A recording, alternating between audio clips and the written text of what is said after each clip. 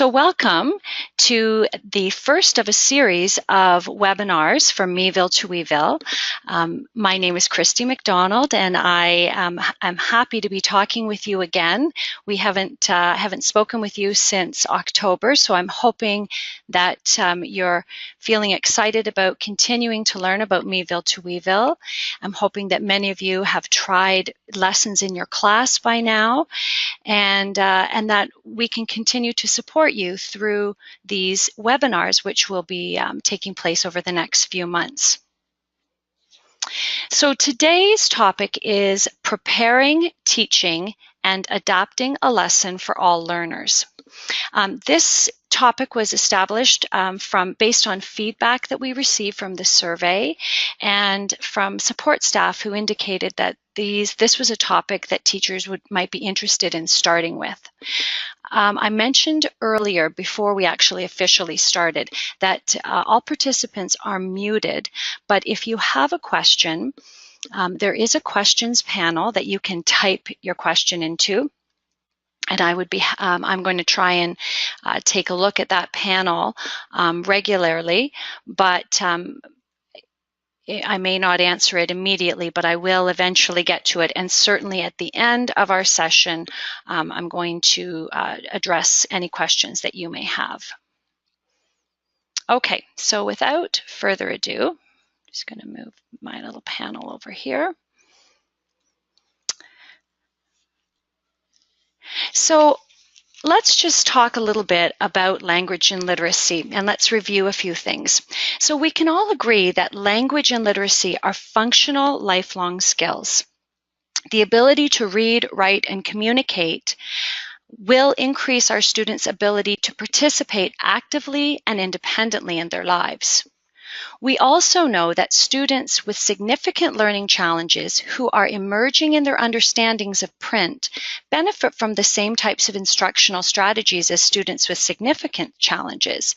The main difference is not the scope and sequence, but rather the approach to instruction. So more explicit, more comprehensive, intensive and supportive, and more accessible. We believe that students with significant learning challenges can make progress in conventional literacy when they have access to comprehensive instruction. Well, what does access to comprehensive instruction mean? Your students come with diverse learning preferences, diverse backgrounds, strengths, needs, and interests. Many are dealing with unique learning, emotional, physical, or sensory difficulties. It's important that the learning environment, instructional practices, and materials are designed to meet this diversity.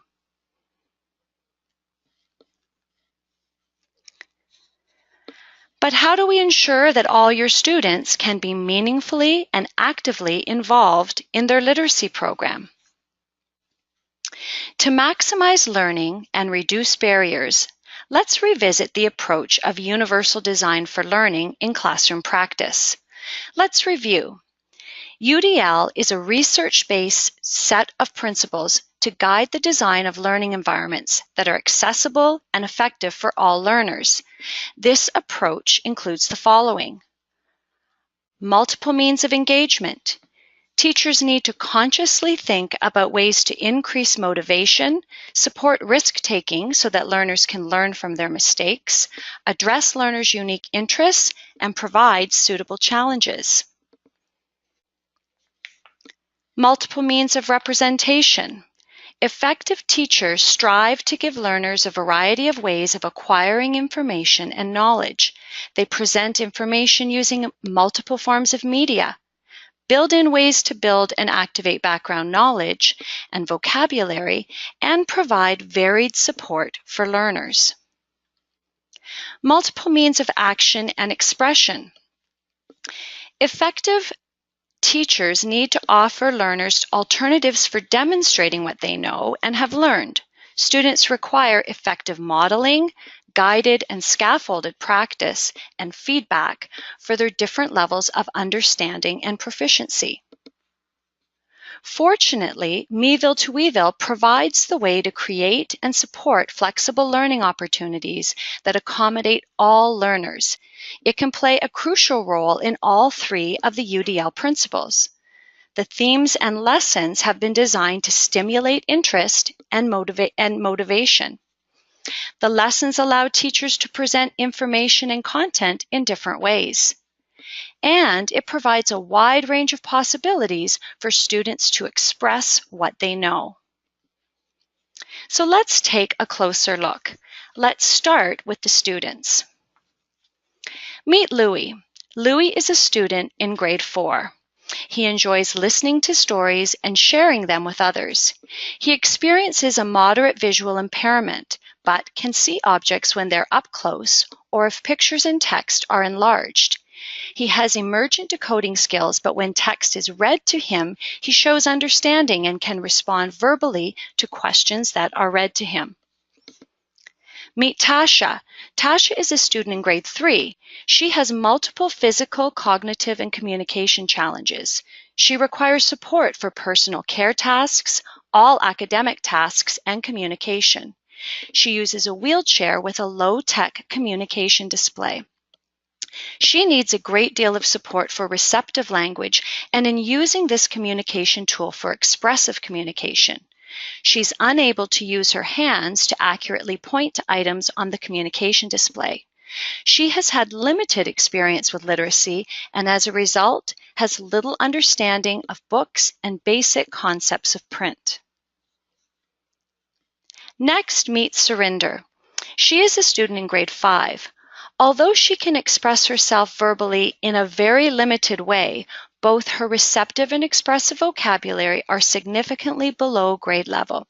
She's able to recognize and write her name and knows some of her letter sounds. Surinder enjoys looking at books and listening to stories. And finally, meet Andre. Andre is a student in grade 3. He has difficulty understanding verbal instructions and expressing himself orally. This causes a great deal of frustration. He has limited attention during lessons and frequently disrupts others in the group. As a result, he often is removed from the group during literacy lessons. He has significant fine motor challenges that preclude him from using a pencil for writing activities. He recognizes few letters and sounds and shows little interest in books. So how can Meville to Weville support the instruction of all of these students and more? Well, let's look at a specific lesson. We'll take a tour of the 5 pages and we'll locate the reproducibles required to teach that lesson on the members-only site. Then we'll look at one page in greater detail and examine the various actions required from students so that if they can't perform them in a typical way. We'll explore the action dictionary to discover how the materials and adaptations can support each of our students. And we'll also consider ideas that are not found in the action dictionary. So first, let's locate the reproducibles. So when I'm approaching teaching a lesson, the first thing I do is I make a list of all of the reproducibles that I'm going to need for the 5 pages of the lesson. So I go through each page and I write them down. So I've indicated those here on the screen. Next, I go to the members only site. So let's go there now to locate those reproducibles.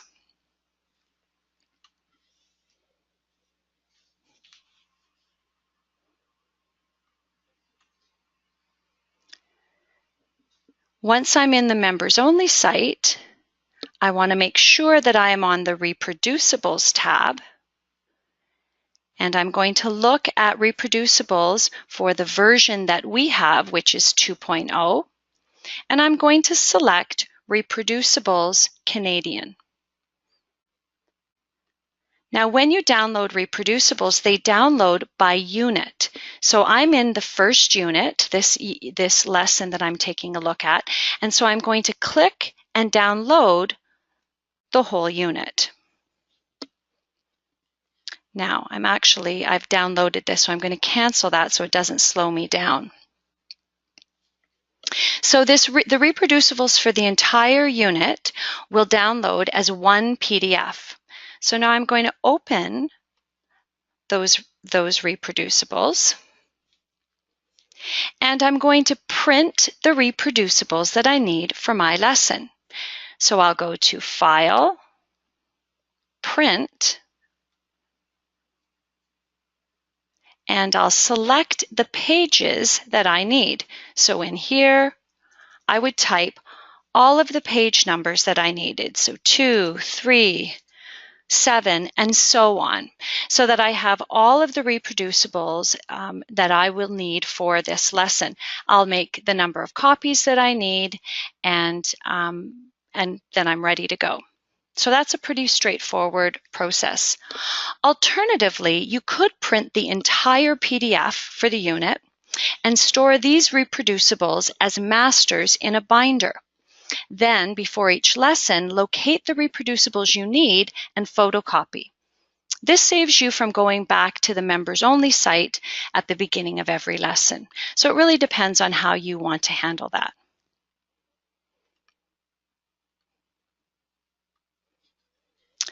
Consider using 5 folders to organize your reproducibles.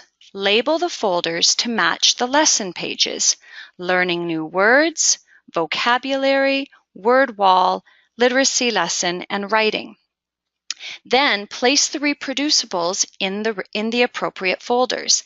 That way, as you move through the pages of the lesson, you simply have to grab the folder that matches that page, and then these folders can be reused from lesson to lesson.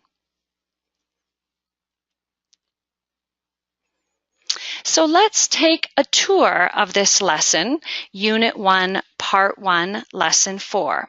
So we'll take a tour to get a sense of what this whole lesson is about, and then we'll focus on a couple of the activities from different pages and think specifically about our students.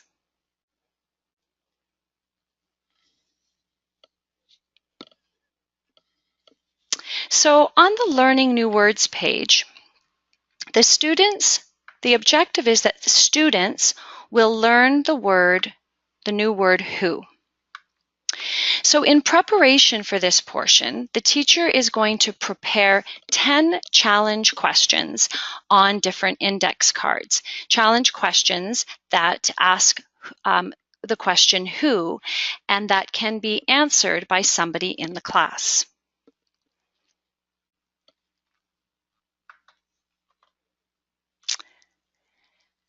Next, in the review section of the lesson, students will review the words me, boy, and girl.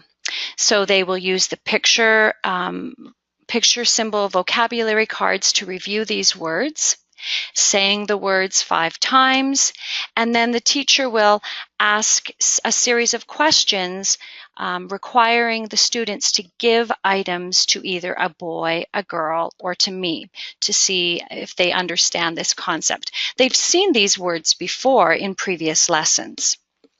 You will recall that one of the important things about Meville to Weville is there is a great deal of variety of review and repetition of all the concepts, including the vocabulary words, in a variety of ways. So the students have seen these words before. In the Work Together section, students are introduced to the word who, and they work together to answer questions, who questions, that can be answered by different people in the class. In the practice part of the lesson, the students will practice playing the challenge game. So they will draw the index cards that the teacher prepared before the lesson, and the students will take turns doing the different challenges on the cards. Finally, in the Show What You Know portion, students will answer the different who questions with like who did a dance, and whoever did that challenge, the person will answer me. So that's the end of the first page of the lesson. The second page is our vocabulary page, and our objective here is that students will identify, ask for, and talk about items in the school environment. So again, in preparation for this portion of the lesson, the teacher will arrange to have students visit different classes in the school to complete a scavenger hunt. And then the students will prepare for the scavenger hunt. So they'll divide into 2 teams. Each team will be given a bag. Together they'll decorate and label the bag. Next, the students will work together to practice how they will complete the scavenger hunt, and they'll do this in their own class. So using the required reproducible, the students will locate and collect items found on the scavenger hunt page. And part of the scavenger hunt is for the students to ask the teacher if they may take the object for the scavenger hunt, and then to say thank you. So this will be done as a practice in the class, and then students will actually finish the scavenger hunt in other rooms using the same procedure that they have just rehearsed together in their own classroom. Finally, during the Show What You Know portion, the students will take turns sharing what they collected during that scavenger hunt. The third page is the word wall, and our objective here is for students to identify the high frequency words and, who, and me. And if you've been teaching any of the lessons, you'll know that they have seen these high frequency words in the first few lessons. So for preparation for this part of the lesson, the teacher is going to put shaving cream in aluminum pie plates, and then write one word, one of the high frequency words, on a separate piece of construction paper. Now, if shaving cream is not your thing, alternatives could be to gather plastic letters or decorative rubber stamp letters. So there are different ways that students can explore these words. Next, the students will be led in reading, clapping, and chanting each of the high frequency words together. And then students will learn to write one of the words at a time in the shaving cream and then erasing that word, or stamp the words on paper, or press plastic letters into shaving cream. There's a variety of ways that they're going to compose these words. And then students will have a chance to then trace the words on construction paper, either using shaving cream. They could use finger paint. They call out shaving cream in this portion, but you could certainly vary it. And then finally, students will read the words that they've written and that were written by the teacher in shaving cream. So lots of opportunities to interact with these words letter by letter and then read the words. So I'm just going to peek and see if we have any questions here yet. I don't see any so far. Okay, so I'll keep going. The next page of the lesson is our literacy lesson page, and here students are going to show and talk about a preference. So in preparation, the teacher is going to create color word cards using different colors of paper and labeling the paper with the correct color. And prepare, this is one of the reproducibles. There was strips on this reproducible, so the teacher would cut up the strips so that each student has one strip where they're going to talk about their favorite color. So in the Learn About portion, the students will review the color names by looking at the colored cards with the color words and saying the name on the color and identifying the names of the colors that they like. Next, the students will describe the color of different items in the room using those color word cards. So they'll take a little tour of the room, and as students identify the colors, the teacher can label that item. Next, the student is going to fill in that My Favorite Color sheet. And with their name, they're going to read with the help of their teacher the sentence starter, and then complete the sentence by writing their name, and then read the next part of the sentence, beginning sentence, and fill it in with their favorite color. Following that, the students will be given the color of paint that they chose as their favorite color and a piece of paper, and they can paint a picture using their favorite color. And then this little favorite color sheet strip will be attached to their painting. In Show What You Know, the students will read the 2 sentences about their favorite color and show their painting. The last page of the lesson is the writing page. And here students are conducting an interview and writing a report. So students will take home some reproducibles ahead of time. So there are instructions for the teachers to make sure that these reproducibles have been sent home in advance, because they need these reproducibles completed at home to support this portion of the lesson.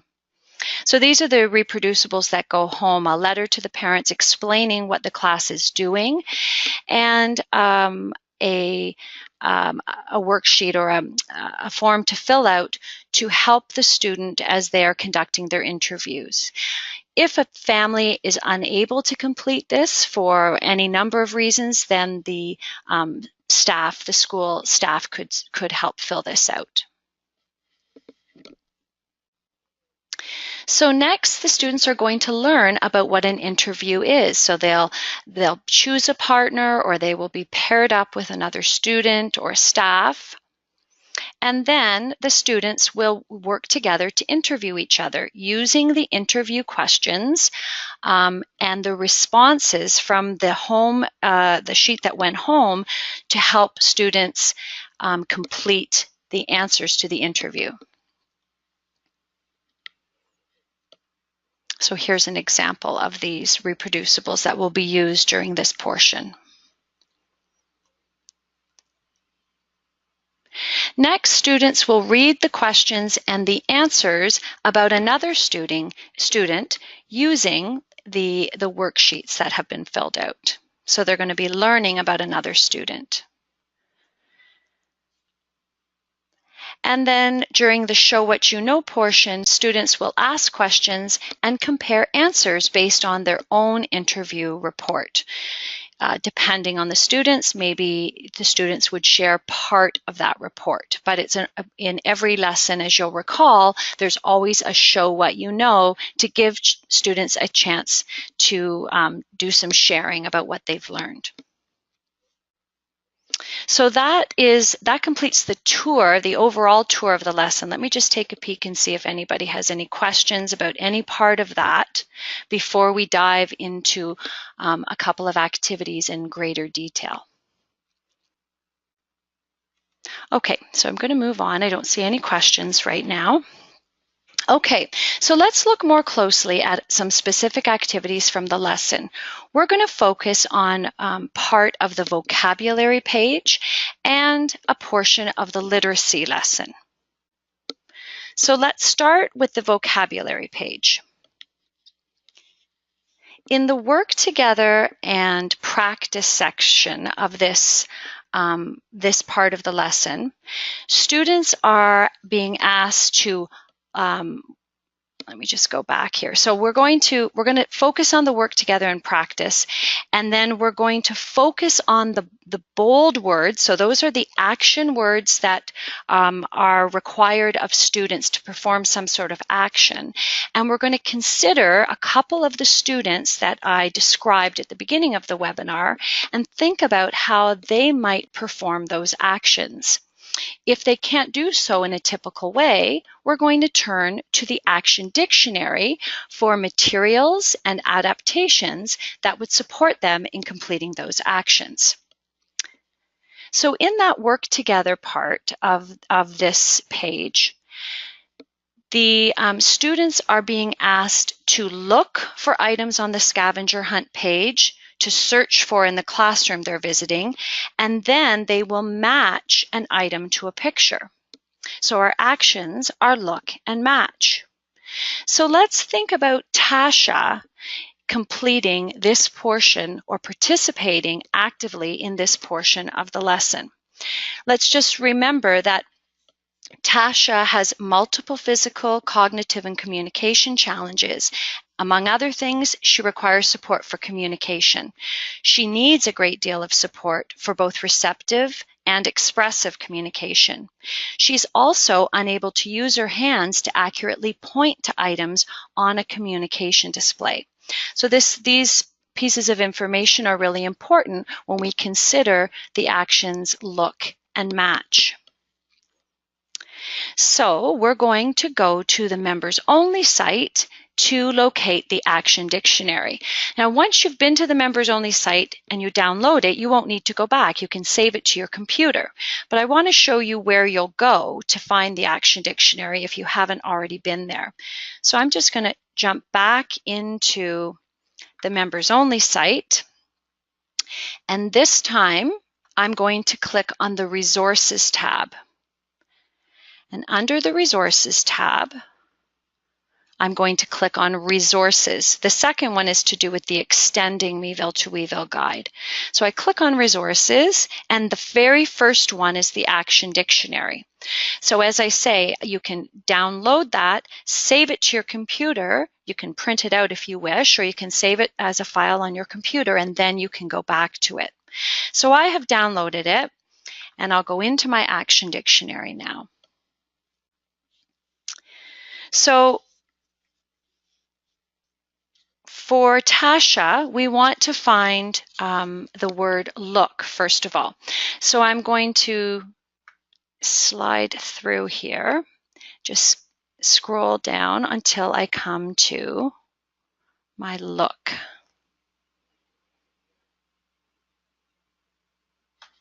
Okay, and I'm just going to make this a bit bigger so that we can see it.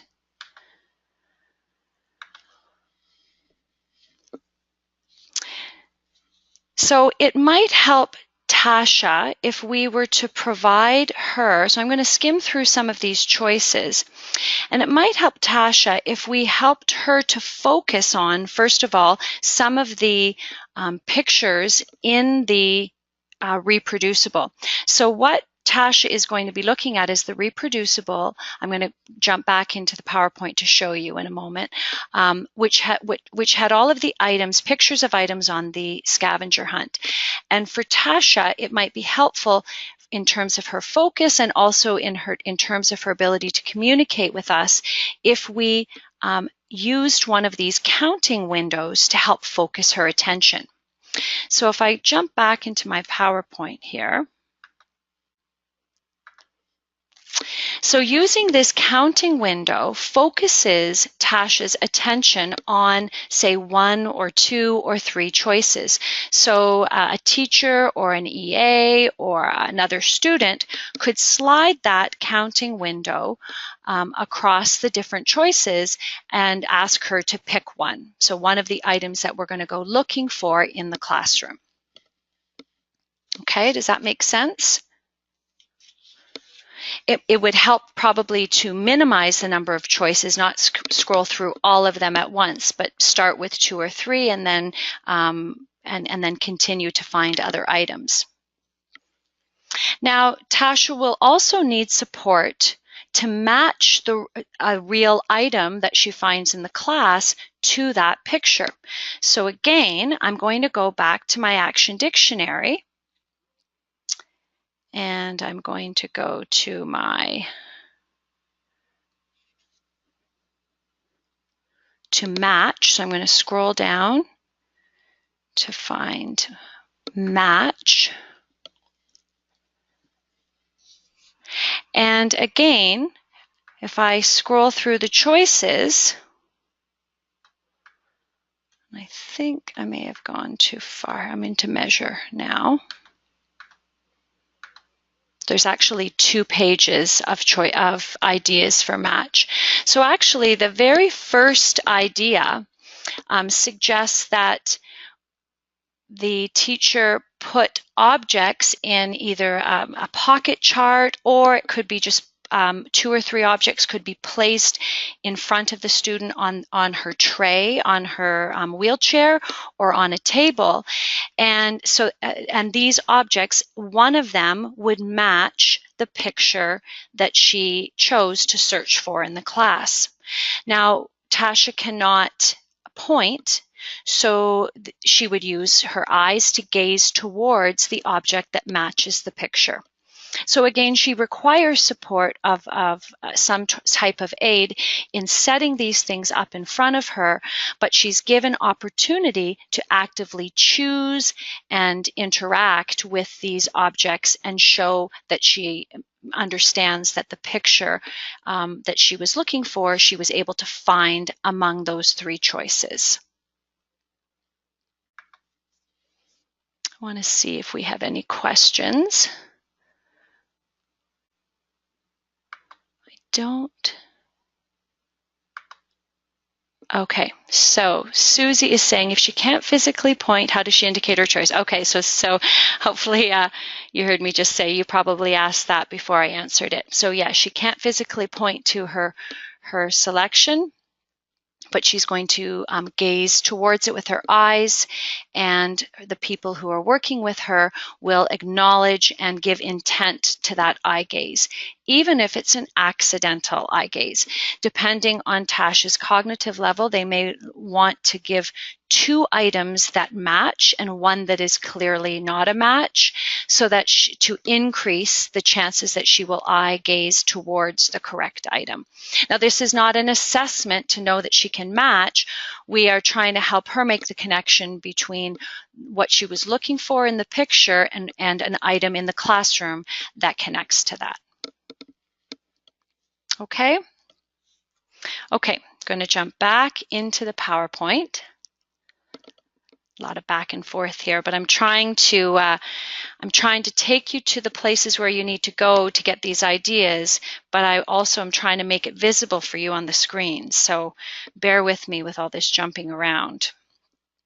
Okay, the second part of the work together part of this vocabulary page requires that the students ask the teacher in the class if they can borrow that item, and then say thank you for allowing them to put that item in their bag.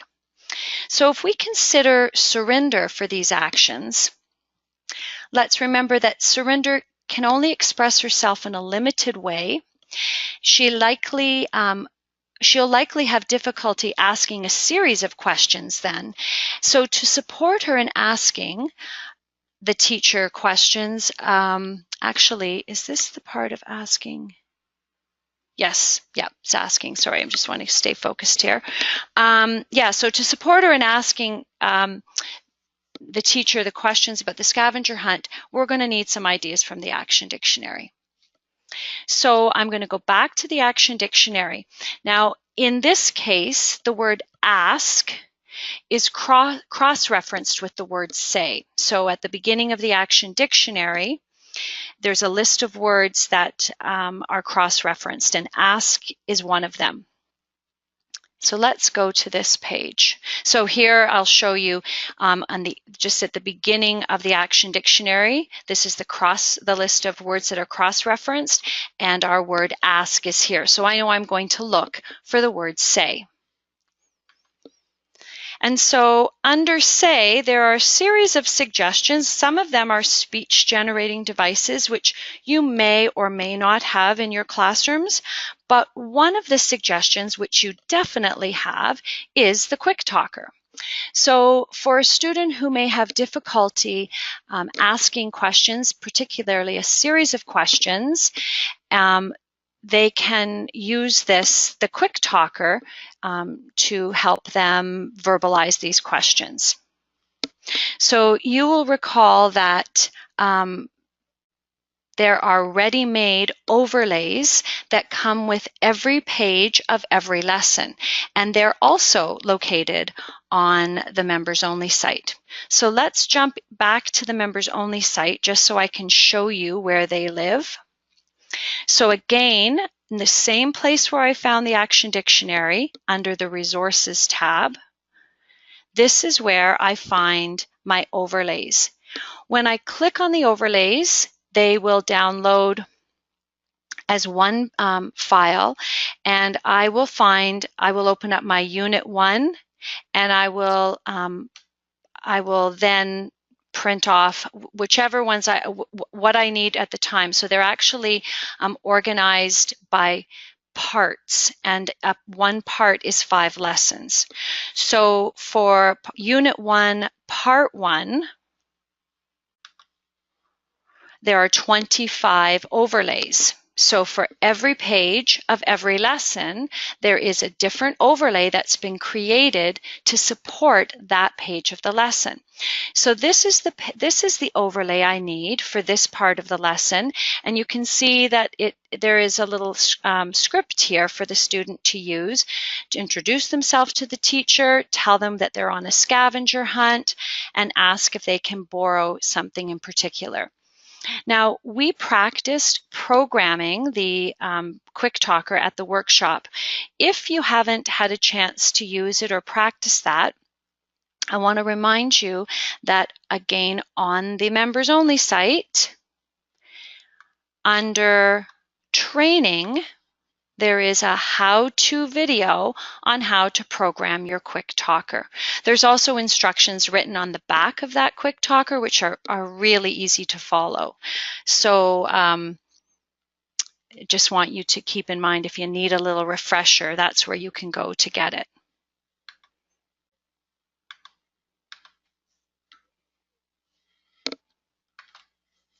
Now, I also want to point out that overlays, although you are provided with ready-made overlays for every page of the lesson, they can be customized, and you may want to customize them to support another part of the lesson that particular overlay was not intended for. So this overlay was to be used during the actual scavenger hunt, but you may want something a little varied for the beginning of that page.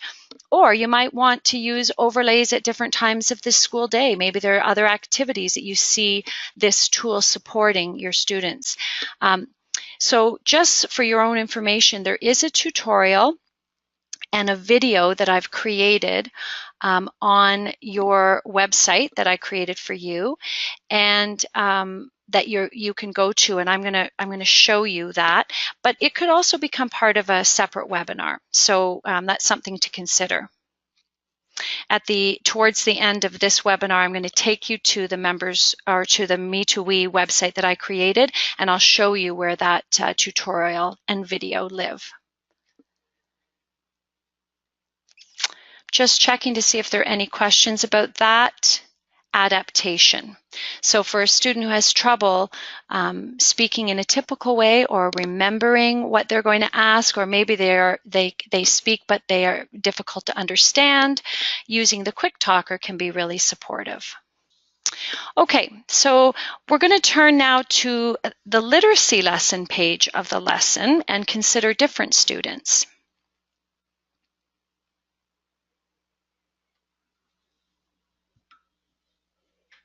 So in this part of the lesson, students are required to read, with the support of the teacher, the sentences on that strip, the favorite color strip, and then write their name on the designated line, and then read the next sentence with support and identify their favorite color and write that word on the line.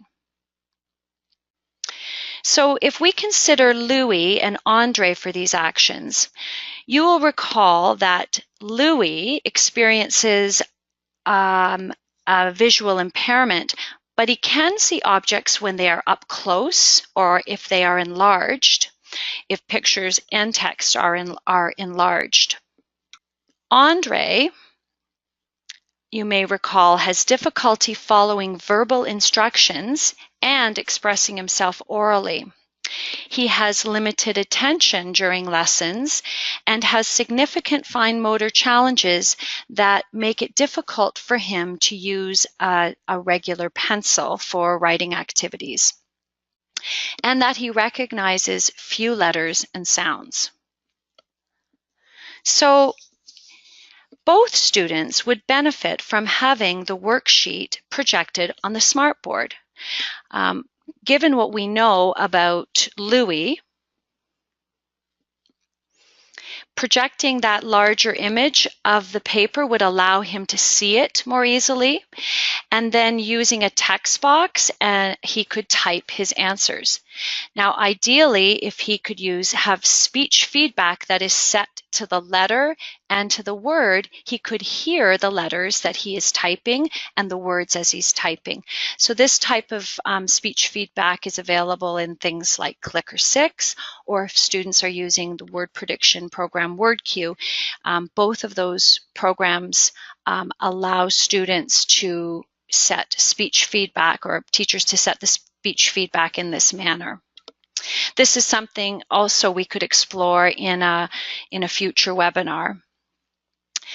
The other thing Louis could do is use the pens on the actual smartboard, or he could drag and drop text, and color could help him to identify the words. So let's take a look at that. So if we were to use Smart Notebook to project this part of the worksheet for Louis, it would look something like this. So I have taken a snip of that worksheet and put it into Smart Notebook. And again, Louis could type his name into a text box using a keyboard, or he could drag and drop words onto the line, and using color as a cue could really support him. So that seeing this on a large screen would be nice and big, so he could actually see this better than if he were just using a regular worksheet. Now again, if this is something you haven't done before, bringing a PDF, which is what our reproducibles are, into Smart Notebook, I have created a tutorial and video for you to walk you through that process on the Meville to Weville site. But again, that's something we could explore in a little more detail during a future webinar. Now, Andre, we know, has difficulty understanding instructions that are given to him verbally. So if providing him with some visuals when we're giving instructions would really support him in understanding what is expected of him. So I've just added, I've used BoardMaker symbols. You have access to BoardMaker online, and this is something that's really easy to do, is create symbols to support different parts of the lesson or instructions. Although we have picture symbol vocabulary cards in Meville to Weville, if you have students who need more in terms of receptive vocabulary, you have some tools to create those. And we can certainly support you with that in a future webinar. So by projecting the worksheet on the interactive whiteboard for Andre, this allows him to get up and move. And we know that he has difficulty with attention and focus. We know that he sometimes gets himself into trouble because of that, also because he has trouble understanding. So if we support him with visuals, if we give him opportunities to get up and move, hopefully that will help to focus him. Using a keyboard to type his answers into a text box will reduce some of those fine motor demands, or again, like Louis, he could also drag and drop his name and words onto the line if that's easier for him. If he is typing, speech feedback set to letter and word in something like Clicker 6 or WordCue would definitely benefit Andre. And as I say, dragging and dropping color-coded words. So we're just making this much more accessible for these students. The goal of this is not that they be able to spell the word green. It's that they are able to complete this worksheet. And so by color coding the word and providing the word in a really accessible way makes it possible for both of these students to actively complete this portion of the lesson. So on the Toronto Catholic District School Board Meville to Weville site, there are a lot of resources, but specifically I want to point out that under the Technology tab, this is where you will find some tutorials. So here's the tutorial. It's just loading. I'll just give it a second. Things are a little bit slow because of GoToWebinar. So there is a tutorial and a video on how to locate a blank template for the QuickTalker 7 and how you could edit that so you could customize your own using BoardMaker Online, because you all have access to BoardMaker Online. So if you're interested, you can check this out. It's really straightforward. But I'm happy to walk you through it in a future webinar. I also have created a tutorial and a video to show you how you can use your smartboard and smart notebook to bring in reproducibles that you want to use during lesson instruction. So again, what I demonstrated today and more is in this video, some other ideas, and it's really quite straightforward. And we'll check out more about this, this website in future webinars, because there, as you can see, there's a whole resources page, there's a shared reading page, there is a webinars page, which is where you will find the recordings of these webinars. Okay. And then the last part of that section of the vocabulary page is that the students are to paint using their favorite color, a picture, and then fasten their favorite color strip to their painting. So let's think about Louis and Andre for this part of the lesson, thinking about the difficulties that they both may have. So if we go back to our go back to our action dictionary, and I'm going to look first of all at paint. So we know that Andre has significant fine motor challenges, and so maybe holding a little paintbrush would be difficult for him. But certainly using a thicker paintbrush, which is what's suggested here, or an adapted paint tool where you add something to make the brush easier to hold. Could also use a roller. Maybe this isn't one of the suggestions here, but something like finger paint so that he isn't having to control a thin little brush. For Louis, with his visual impairment, it will be important to give him a large piece of paper so that his painting, he's not having to deal with a small piece of paper and a small area to paint in. When it comes time to fasten the little strip to their painting, again, keeping in mind the fine motor challenges that Andre has, it will be important to think about using a nice chunky glue stick or giving the student a sponge to paint with rather than something really thin. He certainly he will be able to do it himself. He wouldn't have to direct someone else to do it. But these are things that we want to consider so that we increase his success and reduce his level of frustration, because Andre is frustrated by a lot of his day, and maybe things that are as simple as making his tools a little bit easier to hold and control will really improve his whole experience and his behavior, which is posing quite a problem. So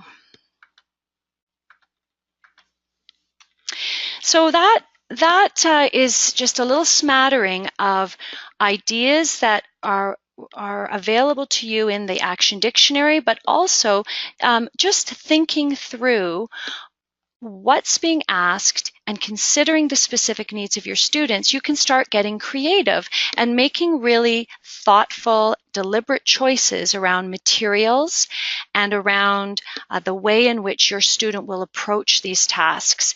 This will allow your students to be really actively involved in every part of the lesson.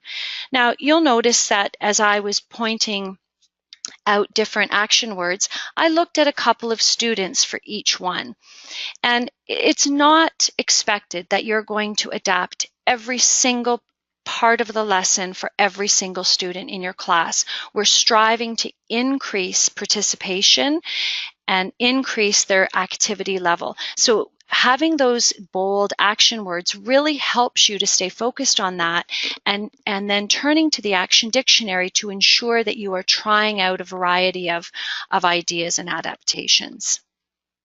So as you move through each page of the lesson, keep those bold action words in mind. Really look at those before you begin teaching and think about your students so that we can continue to increase their participation. Well, if there are no questions at this time, I'm going to say thank you for taking the time to attend this webinar. I hope you found it helpful in wrapping your head around how you will approach a lesson, the steps you'll take to prepare yourself for the lesson in terms of reproducibles and overlays, making use of the resources like the Action Dictionary, and beginning to pull things together. What's nice about Meville to Weville are these very predictable pages of every lesson that you're going to get into a nice routine, and you can teach little chunks of that lesson throughout the course of your week or two. It's not all going to be done at once. So as we move forward in webinars, we'll be seeking your input around. I've looked at the survey. I'll continue to consult that. We've got lots of other ideas for supporting you as you continue to implement Meville to Weville. But as always, please feel free to email me if you have any questions that you hope I can answer. So thank you very much, and I'll look forward to talking to you again soon.